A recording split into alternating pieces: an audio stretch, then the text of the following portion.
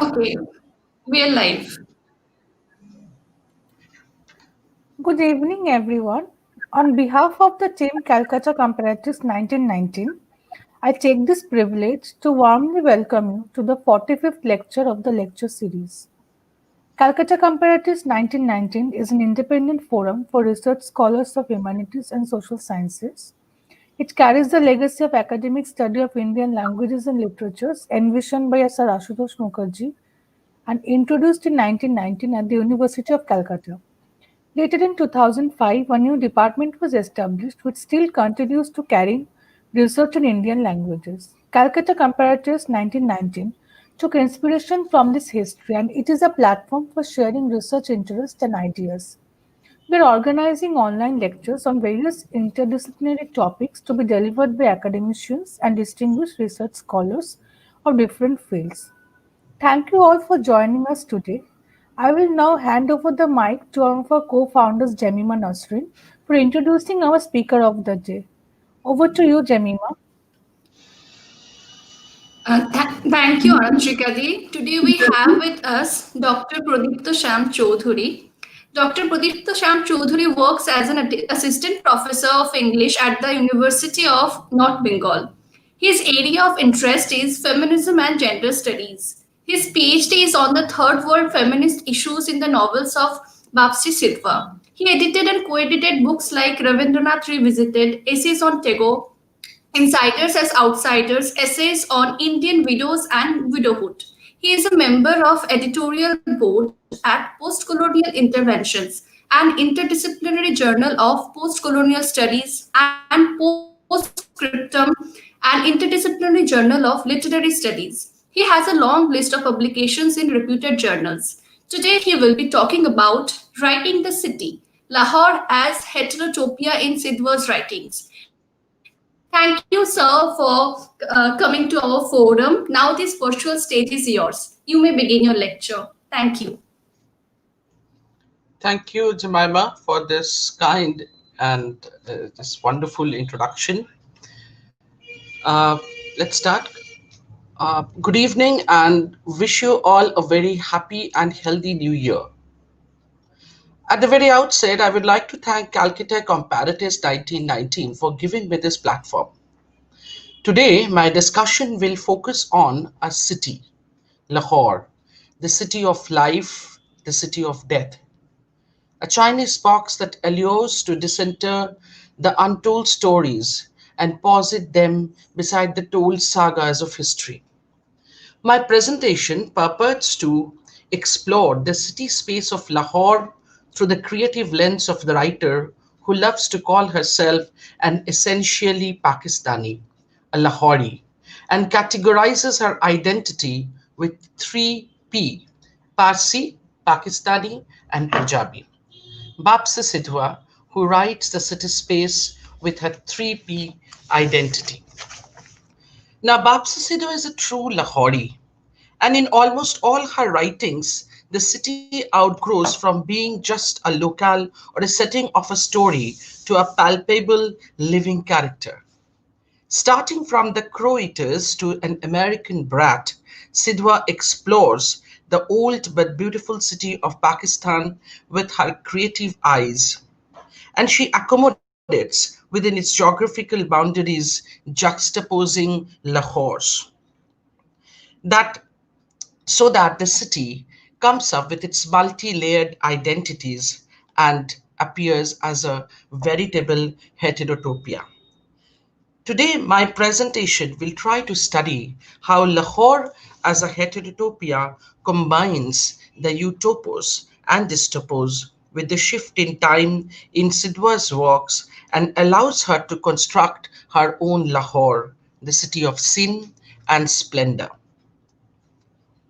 I would like to start with quoting a passage from Sidhwa's famous novel, The Pakistani Bride. There she writes, Lahore, the ancient whore, the handmaidens of dimly remembered Hindu kings, the courtesans of Mughal emperors, bedecked and bejeweled, savaged by marauding hordes, healed by the caressing hands of successive lovers. This passage from Pakistani Bride aptly presents before us the quintessence of the ancient city of Pakistan with all its ancient glory and flamboyance. According to the District Census Report Lahore 1972, Lahore for long has been the nerve center of political and social, educational and cultural activities. Please change the slide. Sir Syed Ahmad Khan called the city the Zinda Dila-e Punjab, and Qaid-e-Azam called it the heart of Pakistan. This historically and culturally rich as well as politically significant city is always an attractive trope for the creative artists. Change the slide. Bapsi Sidhwa, the Parsi Pakistani writer, is no exception in the line of Muhammad Allamma Iqbal, Faiz Ahmad Faiz, Sadat Hassan Manto, or Sara Suleri Goodyear, who have seen the city from many perspectives and have discovered its multifaceted identity. Precisely, Lahore is the local of almost all the novels of Bapsi Sidhwa.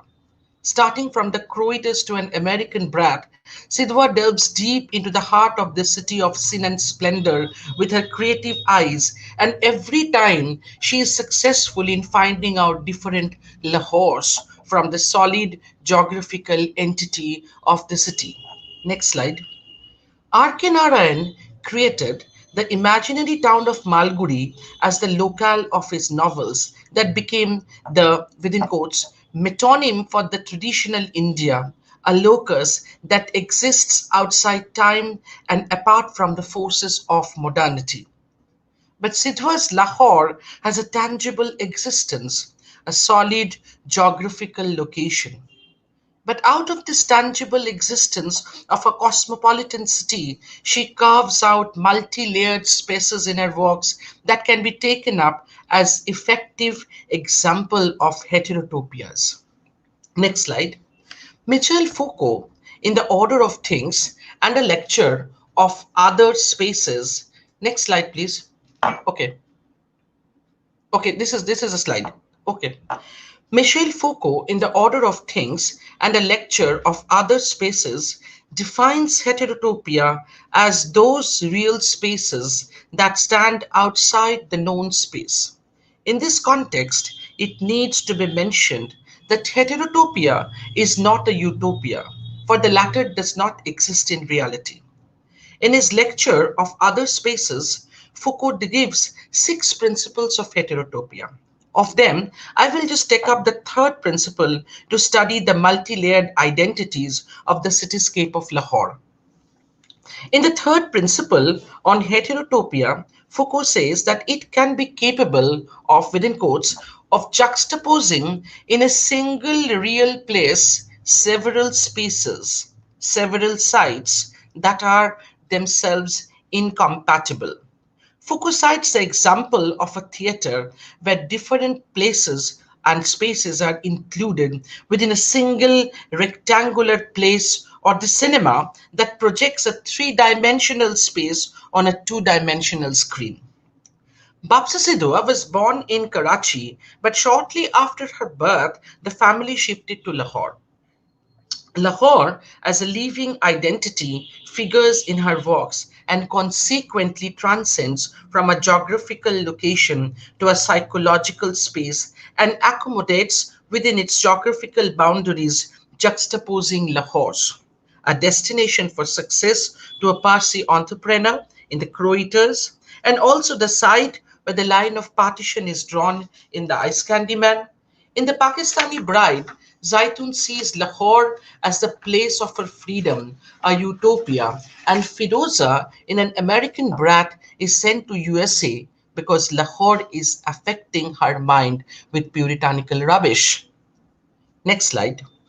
This paper This paper studies the geographical location of Lahore that includes within it other Lahores, which are perceived, conceived, as well as lived by the characters of Sidhwa, and ultimately construct a polylithic Lahore, and a utopos as well as a dystopos. the city of sin and splendor. This study will take up mainly four novels of Sidhwa, mainly The Crow Eaters, Ice Candy Man, The Pakistani Bride, and An American Brat. The four novels are not arranged according to their year of publication, but diachronically to graph the contours of social and political changes that has wrought upon Lahore down the ages. Next slide. Sidhwa's first published novel, The Crow Eaters, apart from being a tribute to her community and a humorous exploration of its cultural and social practices, is also a serious study of Lahore as a city. The urban space, with all its commercial scopes, socio-cultural and religious openness, offers Faridun Jangalwala or Freddy to strive and establish as a powerful and flourishing businessman. The moment he steps into the city, Sidhwa says, Faridun Jangalwala fell in love with Lahore straight away. Why did Faridun fall in love with the city instantly? That is the question. Is it only because it is a city, a big city, and he will give enough scope to flourish? A fortune seeker like Freddy, who has sojourned a tough route from his village for 2 months along with his family, wants to establish in life, and a city like Lahore would offer him all the chance. But there was something more that a worldly wise man like Freddy found in this cosmopolitan city: the liberty, the openness that is exercised in Lahore was missing in his village life. Life in one's native village is bound by certain moral and social codes that could have hindered Freddy's steady rise as a successful businessman. Freddy could not have done the forgery with the insurance company in his village. Neither could he get the scope over there. Therefore, Lahore appeared to him as a new space outside the common general space, which is not an ideal one, but one with all worldly chances. On the other hand, the cosmopolitan matrix of the cityscape of Lahore never made him feel that he is an outsider. Sidhwa writes, Freddy toured Lahore all the day, and each hour strengthened his initial love of the ancient city. That evening, they parked the cart beneath a shady tree near the Badshahi Mosque. The horizon cradled the sun in pink feast, touching the poetic assembly of white domes with a blush, filling Freddy's senses with serenity. The muezzin's cry, suppliant, plaintive, and sensual, rose in the hushed air among the domes. Bells tinkled in diminutive Hindu temple, snuggled in the shadows of the mosque. A Sikh temple, gold-plated, gleamed like a small jewel in the shadows, and Freddy, responsive to all religious stimuli, surrendered his heart to the moment. Being a Parsi, who are a religious minority in any part of the Indian subcontinent, Freddy never felt the angst of the minority even before he became a successful man in all respect. The secular social matrix of the city enabled the Parsis like Freddy to concentrate on their lives and livelihood without any external disturbances. Next slide. But Sidhwa But Sidhwa shows the disruption of the secular social matrix of Lahore in her third novel, Ice Candy Man, that graphs the intensity of violence wrought upon this city due to partition. In this novel, Sidhwa takes up the stories of the common people of Lahore and purports to decenter their personal stories of pain, scars, and wounded memories that remained untold in the macro historical narratives. These Lahorians that figured in Ice Candy Man come from various sects and religions that formally constructed the cosmopolitan and secular matrix of the city. Against this backdrop, Sidhwa posits Shanta, a Hindu woman whose life suddenly changes with the event of partition. Therefore, Sidhwa represents the havoc wrought by partition not through any data analysis of the official historical facts, but by subverting the canonical strategy of historiography and focusing on the place and its people where the events are occurring. Thus, Lahore in the novel no longer remains a place but a living being, which also gets molested and raped by its friends and acquaintances like Shanta. The most interesting point about the novel is its management of the narrative point of view through an 8-year-old Parsi girl, Leni. This unique perspective enables the author to objectively explore the advent of rupture in the secular matrix of Lahore, its slow corrosion, the growing general disbelief among the erstwhile friends, and the macabre brutality in the birth of two nations against the city space of Lahore. Leni, being a child, measures the loss of amity and the congenial homely atmosphere due to partition in the place where she lives.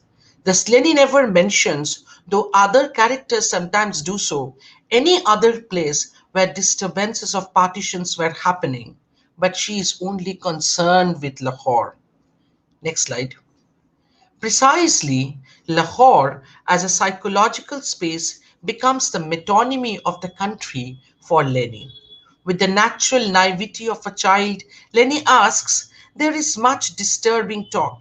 India is going to be broken. Can one break a country? And what happens if they break it? Where are our houses? Or crack it farther up on Warris Road? How will I ever get to Godmother's then?" Therefore, Lahore for Leni no longer remains just her home town, but a microcosm of a country. Her identity, which breaks down into parts along with the breaking of friendship and geniality. When everybody is becoming the insignia of her religion and community, Leni starts becoming aware of her minority position.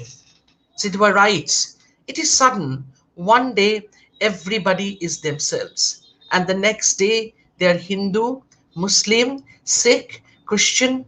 People shrink, dwindling into symbols. The Rogers of Birdwood Barracks, the King George are English Christians. They look down upon their noses, upon the Anglo Indians, who look down upon all non-Christians. Godmother and my nuclear family are reduced to irrelevance. We are Parsi." In the Croaters, Freddie did not feel the angst of minority in Lahore, where a Parsi girl becomes aware of her minority position at the age of 8 as a result of the effect of partition and its aftermath. Sidhwa graphs the change of psychological city space of Lahore in the context of this subcontinental Holocaust and brings out the blueprint of the burning city of Lahore. Leni experiences the gruesome reality amidst the turmoil of partition and attains maturity. This growing up of Leni happens in Lahore, which appears as a liminal space, a space of crisis, a heterotopia. The exposure of Leni from the comfortable hometown to the macabre reality of violence can in turn be likened to her experience of Aya, who also undergoes a crisis in the same city. Thus, both the grown up and the child experience Lahore as a space which is real but exists outside the known space. The two novels of Sidhwa discussed right now show how a particular place changes with time and history. In fact, time appears as an important marker to define and redefine a space in the eyes of the subjects who want to acquire or dwell in that space. Bapsi Sidhwa's two other novels, The Pakistani Bride and An American Brat, also take up Lahore as their local and explore its cityscape. Next slide. Sidhwa's The Pakistani Bride revolves around the story of Zaitun. The girl's struggle starts from the very outset of her life.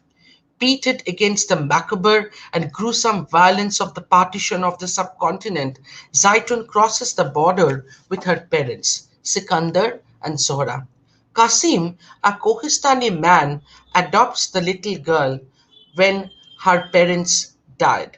Zaitun, who survived the partition, grew up in Lahore and got married to the Kohistani tribe according to the wish of her foster father. Unable to bear with the inhuman treatment of her husband and the in laws, she decides to escape and undergoes a journey to the rugged regions of Kohistan to arrive at the other side of the river instead of submitting herself meekly to the existing structure of socio-cultural norms based on anti-women conventions. Zaitun is the nucleus of the novel, but interestingly, Lahore as a city, with all its urbanity, influences the desires and activities of the protagonist. Zaitun is born and brought up in Lahore, that is markedly different from the tribal areas of Kohistan in terms of social codes and cultural practices. Naturally, it becomes impossible for Zaitun to cope with the Kohistani customs and regulations easily. She escapes from her in-laws knowing well the consequences of such act. The question that comes up is how did Zaitun acquire such strength? Throughout the novel, she is never shown as a daring, revolting character. On the contrary, she has been introduced to the Zenana by her foster mother Miriam and indoctrinated to the ideology of the patriarchal domination. The novelist here brings in the idea of khudi or self-will that was instrumental in Zaitun's resistance to the continuous physical and mental torture after marriage and her escape from her in-laws. The issue is problematized due to the intervention of the space where Zaitun is brought up. Zaitun was never conscious of the influence of Lahore upon her, but the difference between Kohistan and Lahore that she experiences after her marriage make her see Lahore as her heaven. Here, it is interesting to note that Zaitun never accepts Lahore as an ideal space, a utopia, where she will get the much awaited freedom. But Lahore allures her to offer him the scope to survive, which happens to be the principal objective of Sidhwa to promote in the Pakistani Bride. The two worlds that are placed side by side posit the life, fate, and plight of Zaitun, and the lives are divided by the river. Next slide. The bridge, that is generally taken as a symbol of connection, represents the gap between the two worlds Zaitun has experienced, and Zaitun aims at crossing the bridge and save herself from her in-laws. The other side of the river, which according to Zaitun is a civilized space where Saki, her husband, and the search party cannot find her, is not actually Lahore. But Zaitun has psychologically graphed Lahore beyond the actual geographical limitations of the real city. Therefore, Lahore, as an extended space, covers the entire area excepting the hilly regions of Kohistan, suggesting the spatial binary of space of freedom, space of domination and suppression. This is entirely Zaitun's own construction, which gives her the impetus to exercise her khudi. The obvious lacuna that is apparently found while analyzing the plight of Zaitun is an eraser from the text. After crossing the river, Zaitun arrives at the military camp where Major Mustaq and her group rescues her and saves her from the search party by spreading the news of her death. Sidhwa does not give any hint whether Zaitun was able to arrive at Lahore or went back to her family. Had she did that, most obviously, Qasim or Nikka and Miriam would not have accepted her. There are no hints of her getting married to the military driver Ashik. But Zaitun, wherever she is, would carry the Lahore within her. To Zaitoon, Lahore no longer remains a native place, but an ideal that has to be arrived at. Sidhwa shows the exercising of Zaitoon's khudi in constructing and taking refuge in the psychological space of Lahore, which Zaitoon even knows is not an ideal space, but the symbol of her success. Next slide. Next slide. If Lahore appears as the heaven and the symbol of freedom for Zaitoon, Sidhwa's fourth novel, An American Brat, projects Lahore as one of the cities of Pakistan that is tormented by the growing fundamentalism during the rule of General Muhammad Ziaul Haq in 1970 and 80. The novel focuses on the plight of the Parsi community against this growing fundamentalism of Islamic ideology. The novel deals with the Jinwala family of Lahore. Cyrus and Zareen Jinwala come across a problem with their only daughter Firoza, who, according to her parents, is becoming prone to the fundamentalist and orthodox ideology of Islam. This reactionary attitude is quite unbecoming of a Parsi, and it goes against the liberal outlook and openness of the community. Zareen, Firoza's mother, expresses her concern for her daughter. She says, I'm really worried about Firoza, and then gives the reason. She's becoming more and more backward every day. Firoza's not answering the phone calls, her objection to her mother's exposed sartorial style, and preferring the company of her old-fashioned grandmother worry her parents. So they plan to send her off to her uncle in America to ward off the conservative ideas from her and broaden her outlook. The most interesting point here is the social location of Lahore. Lahore, as a geographical identity, remains the same with its same latitude and longitude position, but it gathers new connotation with the changing social and political conditions. The post-partition Pakistan experienced the initial disturbances of migration based on religious affiliations, followed by the growing Islamic fundamentalism. What Freddie did not feel in Lahore before 1947 became a turning point in Lenny's life. She became conscious of her ethno-religious affiliation. This consciousness becomes the angst of the minority in the case of the Jinwalas and their community after the partition. Sidhwa's previous novel, Ice Candy Man, delved deep into the partition realities and showcased the pre-independence violence between the Muslims and the Hindus. Between these opposing groups, the Parsis, as a minuscule ethno-religious community, remained neutral. In An American Brat, Sidhwa shows that the formation of Pakistan as an Islamic state is complete. The socio-cultural and religious ideologies of the newly formed country appear to the Parsis as threats that challenge their objectivity and consequent neutrality regarding the political affairs. The multicultural and multi-ethnic matrix of the undivided India that can be perceived in the pre-partition Lahore represented in the Ice Candy Man is shown to have been disrupted again in An American Brat with the rise of Islamization of the state. Amidst this constant threat of compulsive socio-religious molding, the Parsis in Pakistan start to re-evaluate their social position. They shifted from their position of social neutrality and political indifference that characterized their ethical identity and to protect their essential Parsi lineage and their socio-cultural tradition from the Islamic fundamental forces. Firoza Zinwala's 3 month sabbatical to USA is a result of this growing consciousness of the Parsi community of Pakistan. Ironically, Firoza approaches USA, receives the initial shock that a woman from the third world receives from the first world, and ultimately with her fluid subject position as an adolescent girl from a minority community accepts and internalizes American culture and lifestyle.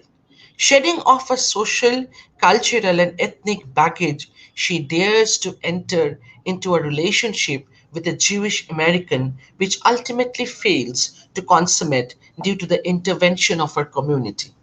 But Firoza gains a consciousness that starts reinventing her religion and her roots, which are now free from all inhibitions. USA offers her the freedom of choice to go back to her roots as well as take new routes. The Jinwalas wanted to rub off the puritanical rubbish that she got in Lahore. Next slide. But Firoza rubs off all puritanical rubbish from her mind that Lahore and also her community imposed upon her. She became a brat to her community, but she rediscovers Lahore as a new space where she can go back whenever she likes. Thus, in her fourth novel, Lahore connotes a new space that offers freedom to a Pakistani Parsi girl. The freedom that Zaitun tried to find is different from what Firoza deduced out of it from a diasporic space. Zaitun's Lahore was more of a mental space, which, though not a utopia, is somewhat unachievable. Sidhwa does not give any hint of Jaitun's returning back to Lahore. For the rest of her life, she carried her heaven, Lahore, in her mind. But in an American Brat, Firoza is coming back with a new attitude to her native place. She has no compulsion of coming back, but does so to exercise her free will.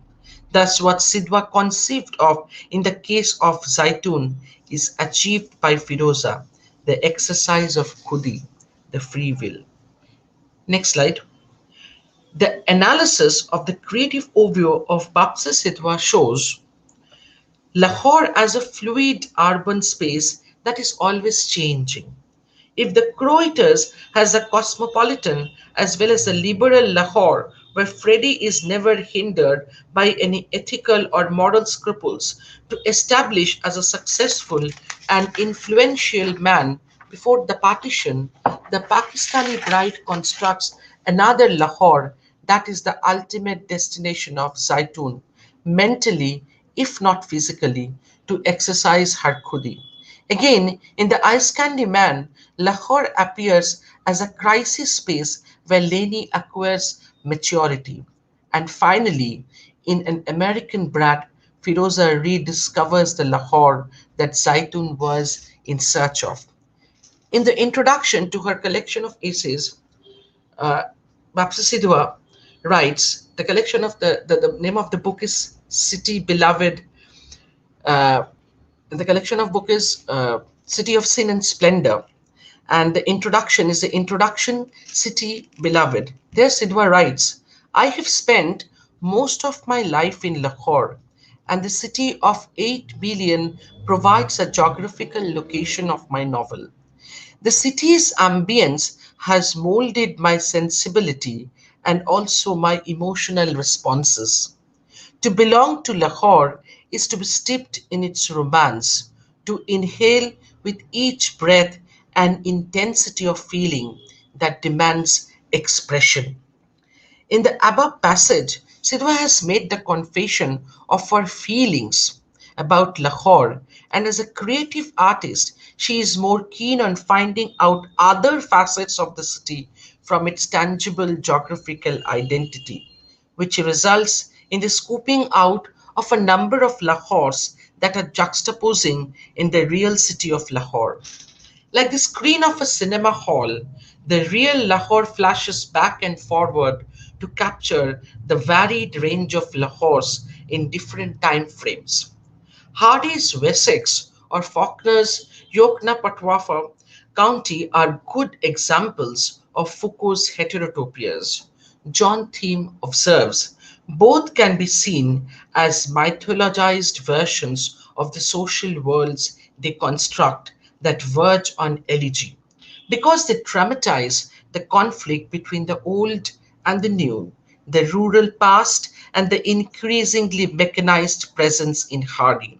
The conservative satirizes and the purvenu synopsises in Faulkner. In both cases, the old is preferred, and the opposition involved is predicated on the nostalgic assumption that the old offers stability. Both the spaces are other spaces that exist as alternatives to familiar, everyday spaces. But Sidhwa's Lahores are also heterotopias that exist as alternatives to the real Lahore. But unlike Hardy's Wessex, there is no conflict of the old and the new, no long sighs of nostalgia. Sidhwa is more interested in the life of the city, its people who throng Lahore's bazaars and streets and building and that occupy the center stage. Next slide. Bapsa Sidhwa, in her novels, construct those alternative Lahores that make up the emotional landscape of her writings. They may be incompatible to each other, but together they construct the Lahore of the creative mind, the city of sin and splendor. Thank you.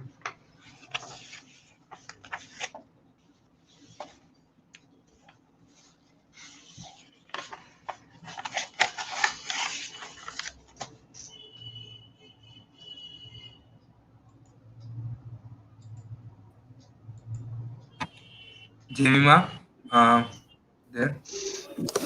Thank you so much, sir, for this wonderful lecture. Now we can have the comments and the questions from our viewers. Okay, Aratrikadi, over here. All right. Yeah. Are there any question? I cannot see anything in the. Sir, Okay, now I can for see. quoting whoever is hosting the screen here, they will show us the questions. So, Pratim, is there any questions or any comments for sir? Uh, yes, still now there is nothing I can see. But there's some comments I can But see yeah, in the I saw chat there are box. many comments for the lecture, sir. Yes, if you, I guess if you like to ask sir something, so you can go ahead and probably ask. Yes. We if any of you also have any questions, Pratim or Jemima, you can also ask, sir. And Yes, Pratim, you actually, I might have. like to Yes, show yes. the comments to sir as well. Then we can continue our discussion. Yes, I guess one of sir friends commented here. Yes, Abhilash ji. Yes, actually, I have one question for sir here. Yes, Yes, Pratim, please go ahead. Yes. I would actually I was actually haven't read all of his novel Sidhwas, but in while you were mentioning about the ice candy man and everything, I can particularly remember the Sidhwa's mention of the Hira Mandi of Lahore, which is yeah. sort of the red light area Yeah. of the Lahore city, and through that I was thinking that. Sidha is like brilliantly sort of gendered or sexualized the city into a still like into a prostitute who is like still fair. I mean, her glory is like quite fading, and Mm. he's becoming unattractive and sort of hinting towards the decaying glory of Lahore or the loss of the multicultural state or the identity of Lahore after partition, which I find actually very interesting. And I would like to ask you about this particular thing that what do you think about it? That Siddharth, this aspect of gendering the city of Lahore, I mean, the after the partition, and how she is like sort of portraying Lahore into a prostitute or a girl or woman. No, no, What no, is no, your no. take about it? Actually, I just discussed that at the very end part of my lecture that Sidhwa's Lahore is not like Hardy's Wessex. So there is no sense of nostalgia in it. Sidhwa, you can get the idea from the very title of my presentation, that is writing the city. She is not only writing the city, she is at the same time living with the city. So nowhere Lahore is a decaying city. Nowhere Lahore has been represented as a city of past history, but it is a bubbling city. It is a city of living being. So the city is here. It comes up as a living being, a character in all her writings.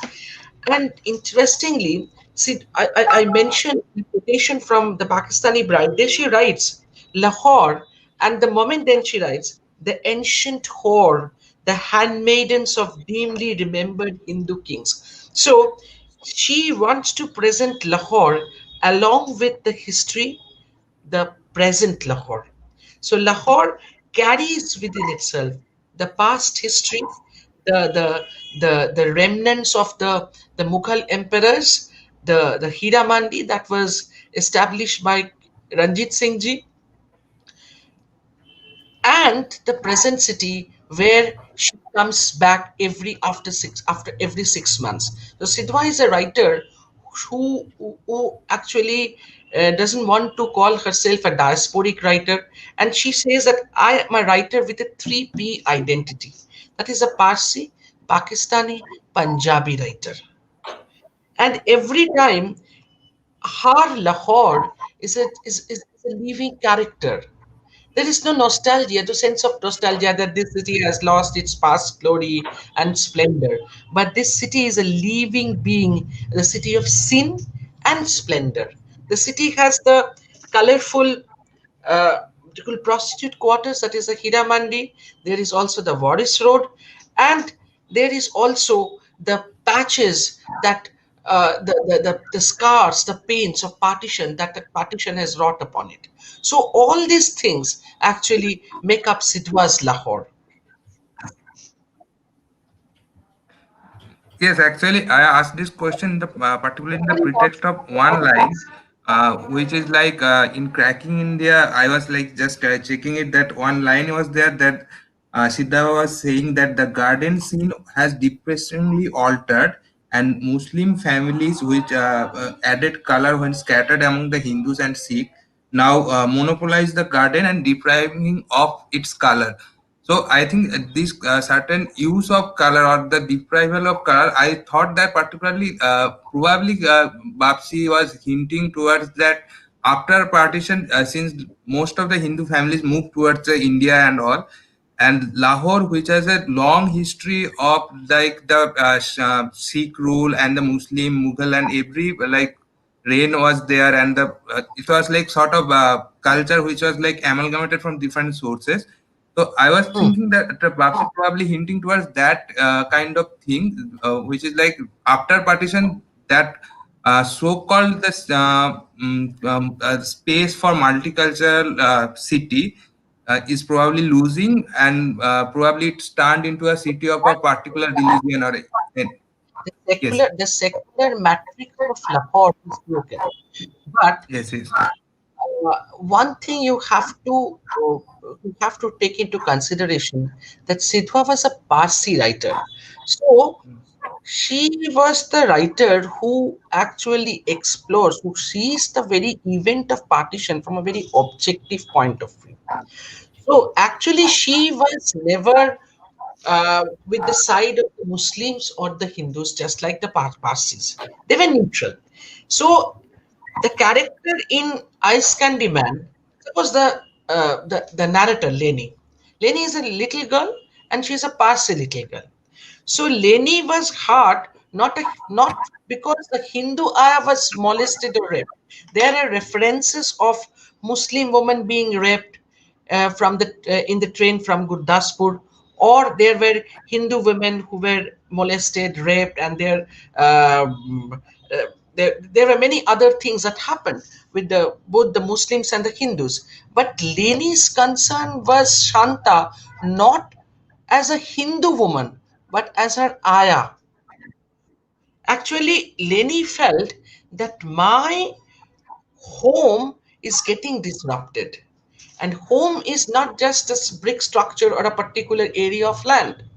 Lenny's home was constructed of the person who were there around her.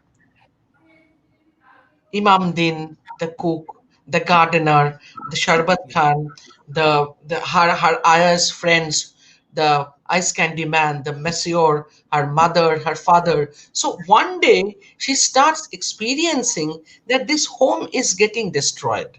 That was the concern. And Leni's perspective is Sidhwa's perspective.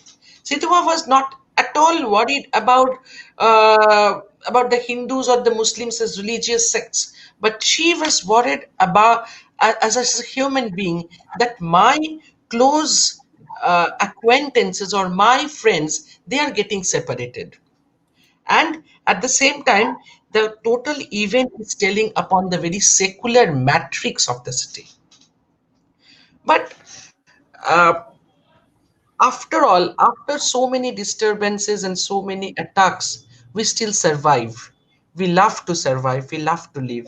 Similarly, the city also loves to survive, loves to live with all its historical pains and geographical scars. Okay. Yes. Thank you very much, So sir. I so think well now we said. have some Yeah. question. Yes, Aratrika, please go ahead. We have few questions, I guess. I can Yeah, see. yeah. Please show the questions. Uh, how is Sidhwa's portrayal of Lahore different from Yeah. Manto's? Now Manto's uh, portrayal, actually, uh, when we read Manto's stories or Manto's writings, Manto was more concerned about the partition, the division, and the creation of a new country, of a new nation, partition of India and Pakistan. India got divided into two nations, India and Pakistan. But the difference lies in the perspective. The perspective, Manto's perspective was not a Parsi perspective. Sidhwa's perspective was a Parsi perspective. In the Ice Candy Man, we will see that in their meeting in the Parsi Anjuman, the Dr. Varucha was the leader, who says that if you go with the Muslims, you will be taken as a second-hand group. If you go with the Hindus, you will be killed, and if you go with the Sikhs, you will be chutneyfied. See, Dr. Varucha uses the language. He will be chutneyfied because you are very less in number. You are a minority here. So the best thing is stay neutral. Neutrality. I am not at all worried about Pakistan or India. I'm worried about the place where I live in. I'm not concerned with the nation, the breaking of nation, the birth of a new nation, how Pakistan becomes. And in Manto's writings, you will see that this birth of Pakistan and this birth of a nation, that there lies a sort of nostalgia in it, that once it was a country, India was a country, and a new country is born. And in Toba Texing, you find that there was a search for the line, the division.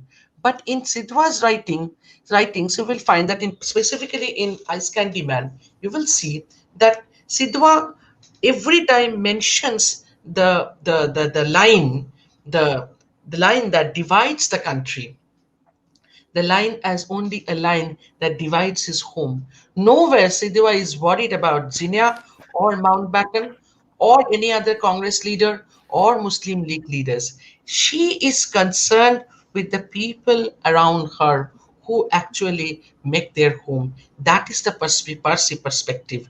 It is quite different and neutral from all the main forces. Okay. There So is therefore, another like, question I yeah. There is another question. Does Does a this unknown city which is once known produce an uncanny effect on the minds of the dwellers of the city? Uh, which one is the unknown city? I think no, Unknown he city or she, means he or she means Lahore only. Lahore is not an unknown city. Lahore was a very important historical as well as culturally rich city. It was not never an unknown city. Uncanny effects on the minds of the dwellers of the city. I'm not exactly Your question getting this question.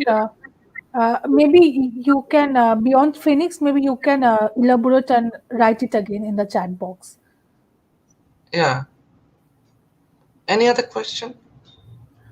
So, like this perspective of Sidhwa's writings, this secular matrix, is very rare in literature as well.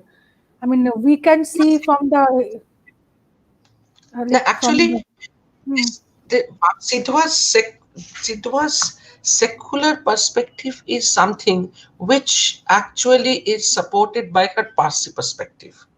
Yeah. This was not something they actually remained neutral. They wanted to represent themselves as secular, who want to maintain a sort of distance from both the warring forces because of a sort of compulsion, because of their minority position.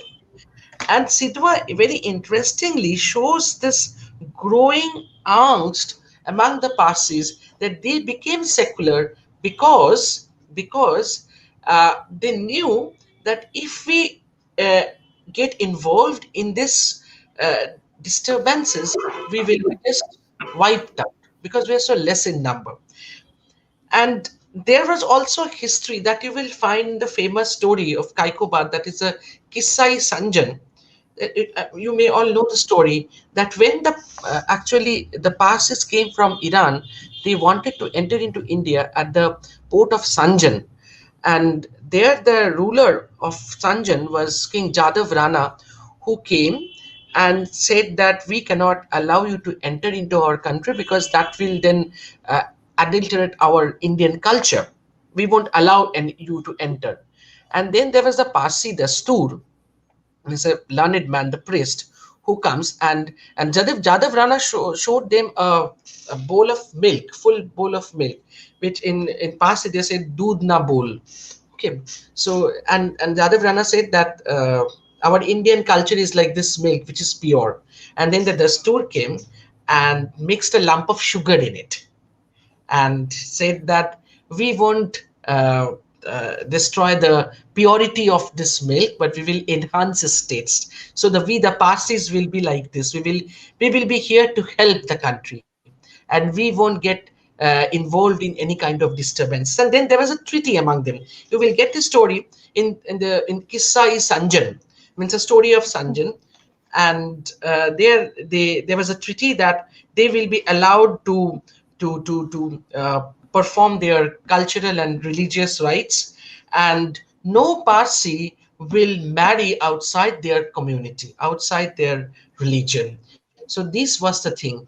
And Jadav Rana said that you have to maintain this, and at the same time you won't get involved in any kind of disturbance within the country. And they actually followed this, and still the Parsis, you will find that Parsis are never fighting for their community or something. They remain uh, constricted within their community, and a Parsi cannot marry uh, a non-Parsi. And here also, there's a very interesting point that a Parsi man can marry a non-Parsi woman, uh, but that woman has to convert herself. But a Parsi woman cannot marry a non-Parsi man. This particular issue Sidhwa has dealt with in her An American Brat, because Firoza was never allowed to marry the Jewish American. Okay, so this is a story. Okay, this is like absolutely amazing and fantastic. I think we have the question. Okay, beyond Yeah. known city Lahore becomes known city Lahore become unknown to the city dwellers. How does it impact the lives of theirs? Now, when you see, suppose I don't know your name, beyond Phoenix. Suppose there you stay, you have some friends, you have your neighbors, you go to your neighbor's house, you play with your friends in the park, and one fine morning you find that Your friends no longer remain your friends. They become a Muslim or a Hindu or a Christian or a Sikh, and then only you will feel that your known city becomes an unknown city. You fail to recognize your very known city, because a city is not all about the roads and the bridges and the parks and the offices. A city is just like our home. It is made of with the people with whom you live, with all the things with which you live. That's the thing. Okay, thank you, sir. And do you have any more questions, Pratim? Uh, Okay.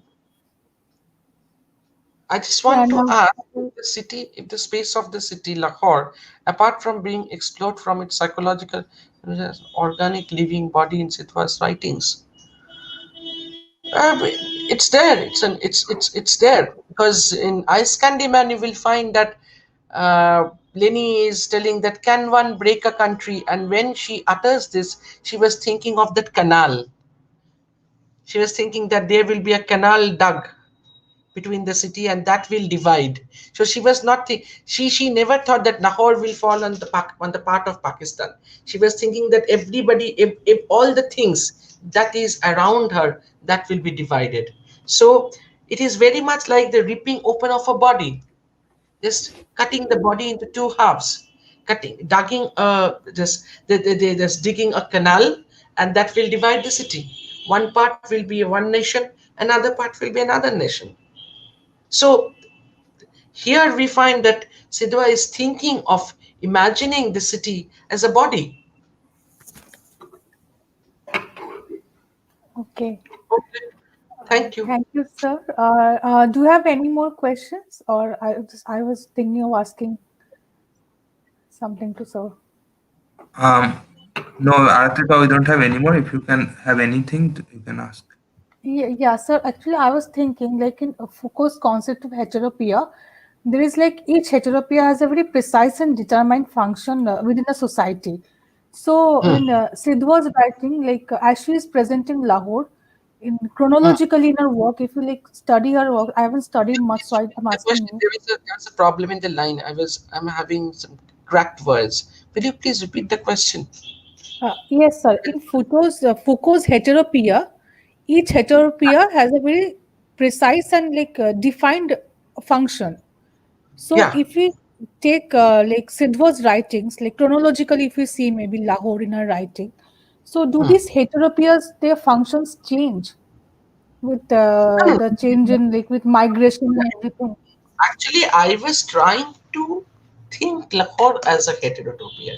And when I was thinking of Okay. exploring Lahore as a heterotopia, I was thinking of a space. Suppose Lahore is a space, suppose a city space, Lahore.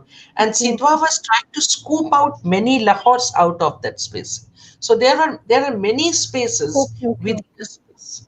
It is just like a cinema screen. Okay. You can see the story is fast forwarded. It is flash forward and flash back and flash back and flash forward, and that's why I have arranged the novels for discussion diachronically to show the contour of changes that happened, that was wrought on the city.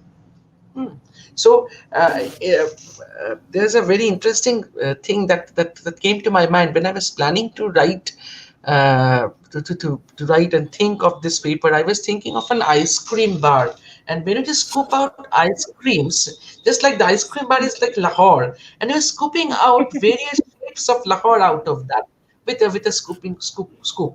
Okay, so Okay. that is the thing. That's an amazing analogy. Yeah. Uh, and also like Uh, no, yeah, Jemima, you want to ask?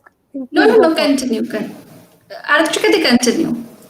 Okay, so like this after partition, like so many people from, I mean, from the Indian side, the Muslims went and started living in Lahore also. Is there any representation of that in Sidhwa's letter writings? Um, you will find a collection of short stories by Sidhwa, where Okay, you will find that Sidhwa Yeah, are you taking the written writings of Sidhwa? Yeah. You will find a collection of short stories by Sidhwa, where you will find that she is writing a sort of afterthought of Ice Candyman. In Ice Candyman, there is a story of Rana. Rana lived in a village, in a Muslim village, and Lenny happened to visit there with their cook Imam Din, and then they and that village, that was a very secular village where the Hindus and the Muslims live very happily and peacefully. And they said that we are not Hindus, neither Muslims. We are Jats, we are farmers. That is our religion, that is our identity. And the very next day, we will find that the partition not only affects the city space but also the village space. And that village was attacked by the Sikhs, that Muslim village, and Rana was actually he managed to escape, but his other family members were murdered. And in that after story, we will find that that Rana appears in the story, who is a Muslim who now lives in USA, and somehow Rana and his grandmother was there, who also lost her family in that riot. They forgave two sick guests at their party. So nowadays Sidhwa is writing some blogs on her Okay. experiences and on her partition views and all. Okay. Okay. Thank you so much, sir. Jemima, you can go ahead and ask your Uh, question. no, I was not asking any question. I was just informing that we don't have any more question. And if we agree, I can officially conclude this session with our vote of thanks. Yes. Yes, please. So on behalf of Calcutta Comparatists 1919, I would like to convey our hearty thanks to Dr. Pradipta Shyam Chowdhury for his excellent lecture. A big thank you to you, sir, for sharing your ideas and views on this topic. And I would like to express our gratitude to our participants on YouTube. Thank you for being there with us. I officially conclude this session. So, good night to everyone. And we Thank, would post information about our next lecture in our groups. Thank you. Thank you so Pradip. much, sir. It was a Thank wonderful lecture. Yes, thank Thank you you. so much, sir. Thank you Thank you so for much. joining us today. It was really wonderful. Share the platform with you all. Thank you, Calcutta Comparatives 1990. I wish you all the Thank you, best. sir. Thank you very much, sir. Thanks to Good all night, our viewers sir. and Good night, participants. guys. Good night. Very good night to you, sir. Good night. Thank you.